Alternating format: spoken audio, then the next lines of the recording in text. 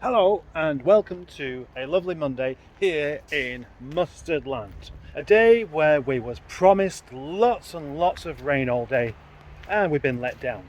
But never mind, I've got something to show you. Exactly as you'd expect, it's a Rover 25 5-door in Sonic Blue with a K-Series engine. 46,000 miles, just a couple of owners, MOT until the 23rd of March next year, and the head gasket all done last year with proof, documented evidence. You know, it is going up for sale today to somebody who wants a car, somebody who wants a Rover preferably, somebody who wants a Sonic Blue Rover that they can just get in and drive away. It does have a couple of little problems though, which I might as well just point out, hadn't I? Like all cars, especially at this kind of age, they do have a couple of little niggles to look out for, such as often the front wings can go rusty, and that one has.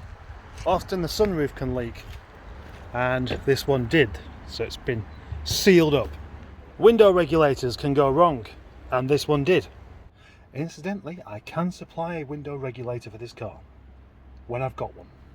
Everybody thinks they know about Rover K-Series engines and how bad they are and how they always go wrong. Well, everybody's wrong. Anyway, if the head gasket does fail, they can be fixed. And fixed properly, so they don't really go wrong again. And that's what's happened with this one. Head gasket done. Belts done. Water pump done.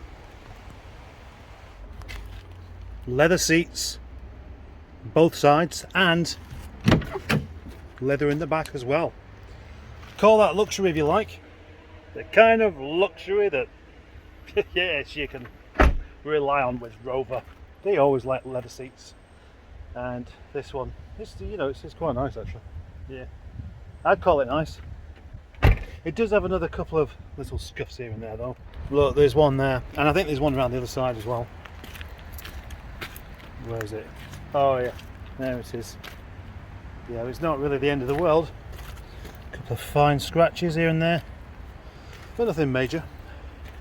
And there's not a lot of point in me telling you the price because I've already sold it. It is true, I meant to put this video up before getting rid of my beard, and I forgot.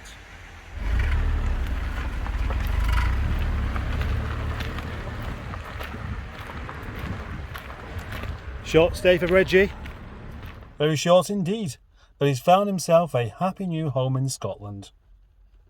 Well done, Reggie.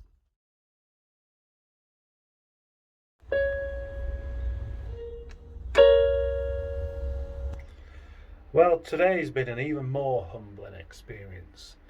Having had Boaty make a charity case of me and people sending me money towards a new buzz gun and stuff, which was rather delightful. And then Craig lent me his old buzz gun, which was very good of him. Then my friend Peter offered to lend me his as well. And then this morning I've come in and I've found this. On to some other things. Yesterday, yes it was yesterday, I had a chap come around to buy an inlet manifold, which was great. But whilst he was here, he was very keen on telling me the importance of keeping this thing clean. And he provided me with this spray stuff to clean it with. Well, basically, he said it'll be much more responsive if that's cleaned. Well, I would have thought it would be, but how dirty can it have been? Well, I did do the head gasket on this car fairly recently, and I cleaned everything, like quite thoroughly, with brake cleaner.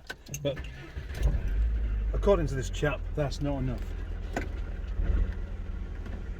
And you need the proper cleaning stuff to get the best result. So just out of curiosity, I'm going to give it a little test. I am prepared to admit something here, that Nigel sometimes does feel a bit bogged down at low revs, but then the K-Series is made to rev, so that's what I put it down to. especially having a 52mm throttle body on it. I kind of thought that might have something to do with this as well. So it's worthwhile seeing if it makes any difference. What normally happens is at very low revs, sometimes you put your foot down and nothing happens at all. Yeah, a rather bad flat spot sometimes appears at low revs. It seemed to happen more after the head gasket. Might have been psychological though.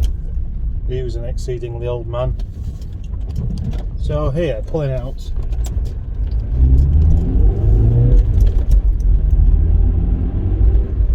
Well, okay, I can't tell. You see, with this car, the throttle response, the pickup, happens very, very well over 2000 RPM. Before that, it's almost like nothing's really happening at all. Little experiment then. First gear, second gear, just over 1000 RPM. Oh, that's perfectly good there. But is it because of that? On a couple of occasions I've been concerned that it's not wanting to pick up. I'm doing it again now. Just over, mind you, I'm in third gear, so that doesn't really help either. But is it just psychological? Is it? Because I mean, it does feel a bit more better low down on low revs. But is it? This chap, I can't remember his name now, but he had a ZS 180, and he was very, very keen to tell me all about this thing. I'm just going to turn around here again, and I'm going to turn around here and then plant it, like I like to do.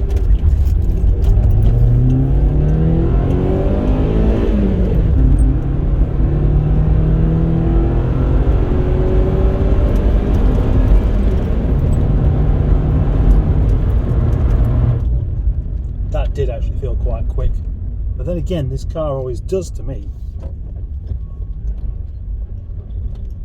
It's special.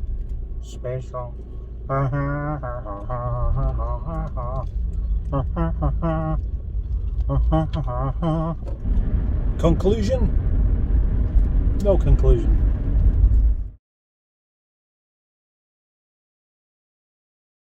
Hello from Nigel land. Nigel land. Feels like the summery weather's all gone away, but at least it's still nice and dry. I reckon this is perfect working conditions. About 12 degrees, slightly breezy, and dry. Dry.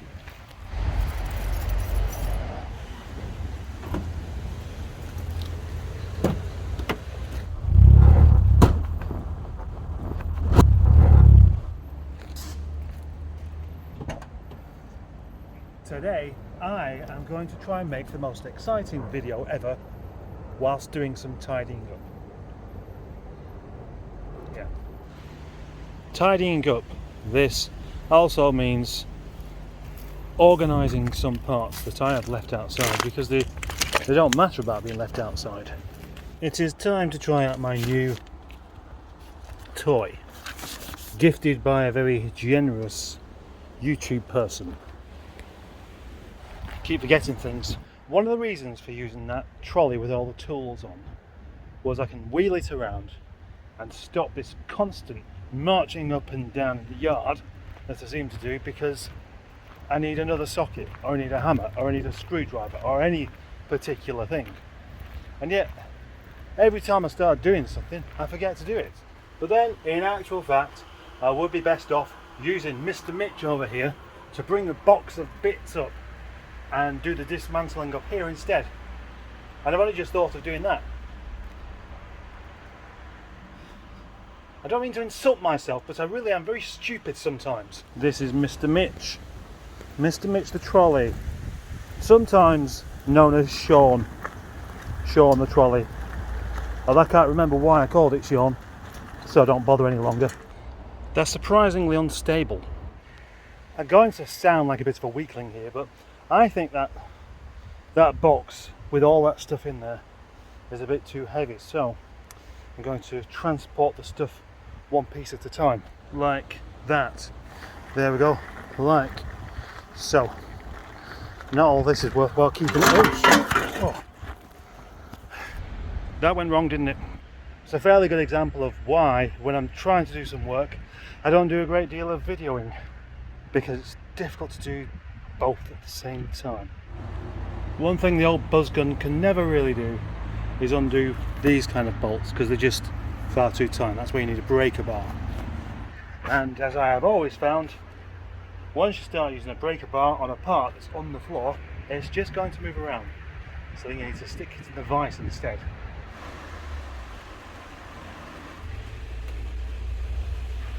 Ah well, it's here to stay. Oh look, I left some carpet on the floor. I've just done this special thing with a gate where I've done it before, walking backwards with it, and then the bottom of it catches my ankle and part of your foot goes underneath the gate, and it's so painful.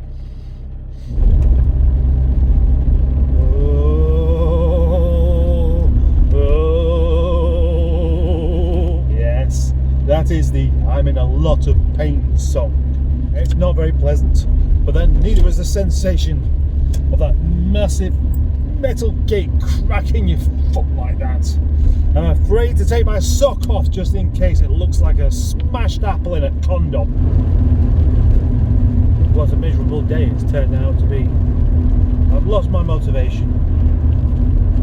I feel like I've partially lost use of my foot.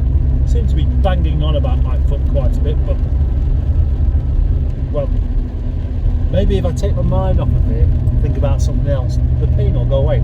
That's what I normally do, but it doesn't seem to be working too well with this. When I had my first bout of sciatica many years ago, I found it so painful it used to make me giggle.